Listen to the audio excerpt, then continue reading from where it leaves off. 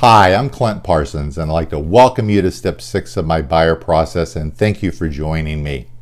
At this stage, you have identified at least one property that is a great fit for you, and you're ready to submit an offer.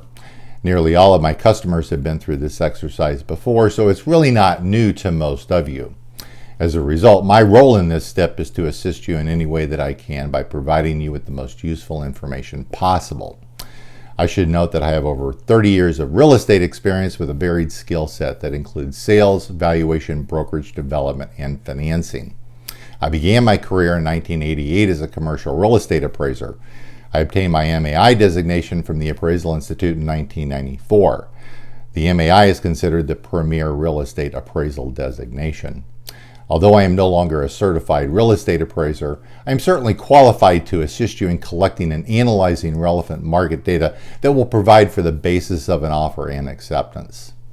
Like all of the videos in this series, I've prepared a slideshow for you that I hope will make the presentation of this material more enjoyable and understandable. So let's get started. Step 6 is entitled, What Should You Offer? I should emphasize that your offer is your decision. However, I take great pride in providing excellent market and comparable sales data in a format that's easy to read and easy to analyze. This should guide you as to the right offer to make. Ultimately, this step is designed to make sure that you don't pay too much. As you know, in real estate, the seller sets the asking price for the property, but a buyer and a seller establish its sale price, or what ultimately corresponds to its market value. I will assist you in establishing your offer based on the following. My first step will consist of thoroughly researching the property. Based on my personal observations of the property, I identify its basic characteristics, including location and view, size, features, amenities, and condition. This is compared to relevant tax assessor data and prior listings and/or sales of the property in MLS. Next, I will research the neighborhood. This includes using visual pricing software and historical sales and listings to calculate the neighborhood's odds of selling. Here's an example of the neighborhood's odds of selling in the Ibis Cove attached villa market of Naples that I completed in 2019.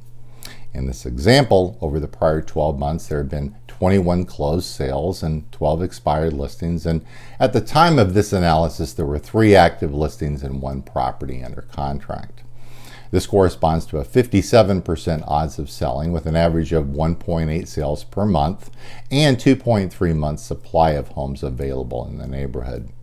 If you're a buyer, it's helpful to know how homes are selling in the community as it correlates to seller motivation. Then I use visual pricing software and historical sales to graph the neighborhood's buying pattern.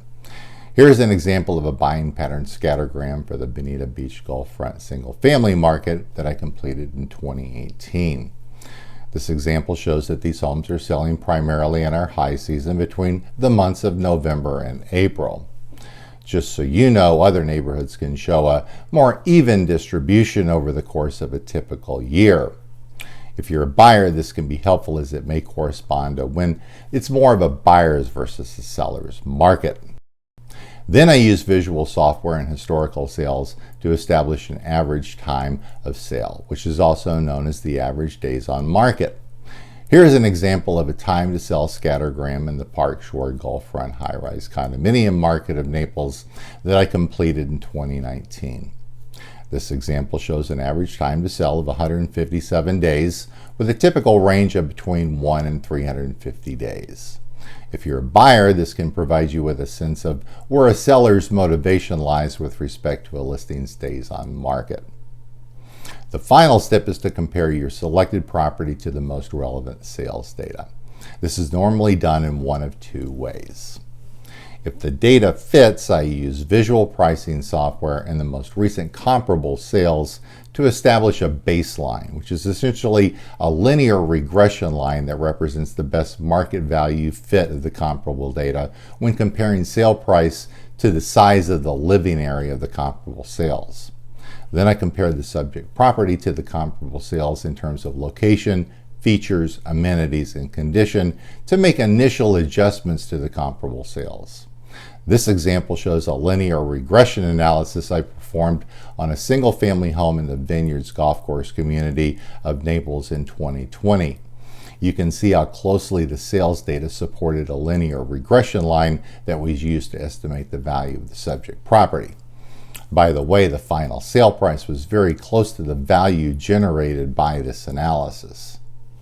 If the data doesn't fit a linear regression analysis, I organize the sales based on logical criteria so that the property of your choice can be subjectively compared to these sales and a value estimate can be made. This example shows this type of analysis, which I performed on a estate-size home in the Quail West Golf Course community of Naples in 2020. The buyer's selected property is highlighted in yellow, and the price per square foot for each sale is highlighted in blue. My buyers utilized this analysis to formulate their offer, which resulted in their ultimate successful contract on the property. I should note that this type of analysis provides an estimate of market value which may be different than your offer price. Depending on market conditions, you may offer something substantially different than this estimate. For example, in a buyer's market, you would likely offer less than this market value estimate. And in a seller's market, you may elect to offer close to the full value estimate. As an additional note, many buyers ask me if there's a percentage that they can expect to negotiate off the list price. Many think that 5 to 10% is reasonable. Although this may be the case with some properties, it all depends on how close the list price is to its market value. Some properties are overpriced to the point that a greater discount should be expected. If the seller is unwilling to negotiate, then we know why the property is still on the market. In other instances, the property is priced at close to its market value, and a smaller discount should be applied. In some instances, properties sell for over list price, quite simply because they're underpriced or they offer some unique benefit that causes buyers to bid the property over its asking price. Ultimately, my job is to help you to make good decisions. I will never tell you what to offer, but will provide you with market information to guide you in your decision. And that wraps up my presentation on step 6 of my buyer process. The next step of my process will cover the subject of negotiation. Of course, this next step occurs after you have submitted an offer and we are negotiating with the seller. If you have any questions about my process or if you'd like to discuss your particular situation, please feel free to contact me at any time. My contact information is listed below on this screen. I'm grateful that you have joined me for this viewing, and thank you for the privilege of your time.